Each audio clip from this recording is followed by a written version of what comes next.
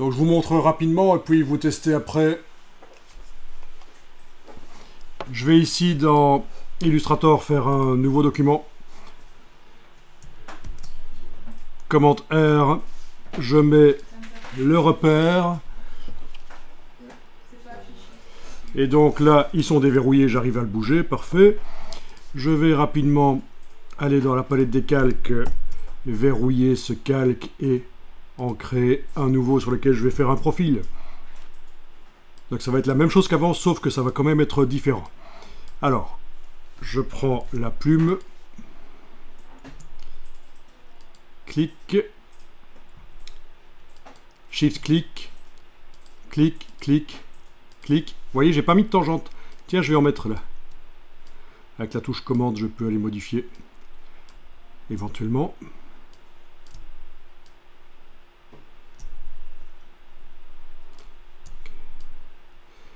Voilà, donc là, je vais réattaquer à 90 degrés le profil. Voilà. Ok. Tiens, je vais peut-être agrandir un peu ça par transformation manuelle. Je vais faire une espèce d'assiette. Voilà. Donc la différence par rapport à précédemment, c'est que j'ai certains des points du profil qui n'ont absolument pas de tangente. Le bas de l'assiette en a, le haut pas. Voyons ce que ça va faire. Avec le panneau 3D et matière, je vais aller créer l'objet 3D ici par révolution. Ah oui, il faut que je lui mette une couleur parce que sinon il est transparent. Donc on va quand même lui mettre une couleur ici. Voilà, ça c'est l'assiette. Bien. Je vais ici dans le bas du panneau 3D matière cliquer sur exportation de l'objet 3D. Le voilà, il va être exporté dans les paramètres d'exportation en OBJ, exporté. Je vais l'enregistrer ici dans un dossier spécial, flacon à cassure, c'est une assiette mais c'est pas grave. Cassure dans le profil, c'est ça que je veux dire, hein, parce qu'il y a des endroits du profil où il n'y a pas de tangente. Donc dans dimension, je vais aller faire fichier, importer modèle 3D et aller chercher l'OBJ que je viens de générer d'Illustrator. Le voilà, je demande qu'il soit posé sur le sol, je le bouge, touche F. Bien, et c'est quoi la différence ici par rapport à ce qu'on a fait avant? Ben, c'est qu'il y a des cassures et on les voit sur l'objet 3D. Et à l'aide de ceci, la baguette magique, je peux double-cliquer. J'ai taille de sélection de très petit à grand.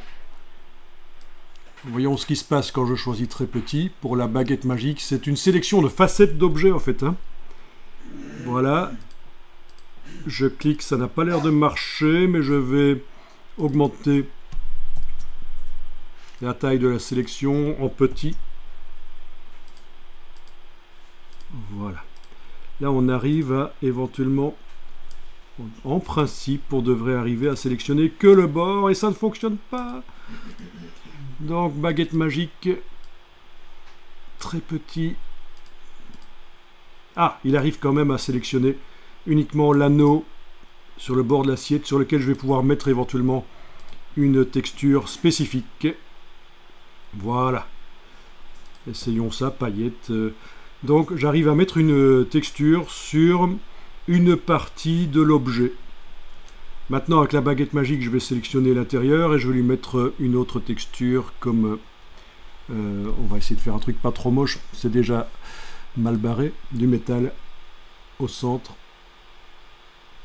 Voilà. Ok, c'est bien moche. On va mettre du plastique. Ok. Et alors, le bas de l'assiette là, toujours avec la baguette magique, je vais le sélectionner et je vais lui mettre autre chose. Ce serait logique de mettre la même matière qu'au centre de l'assiette du plastique, mais bon, comme ça vous voyez. Ah, qu'est-ce que c'est moche.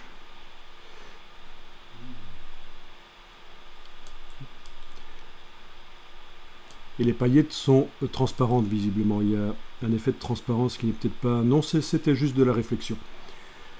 Voilà, donc quand vous avez un objet avec des cassures comme ça, ben, vous avez la possibilité de mettre plusieurs textures. Ça, c'est intéressant. Je vous laisse essayer donc dans Illustrator de faire quoi que ce soit avec des cassures.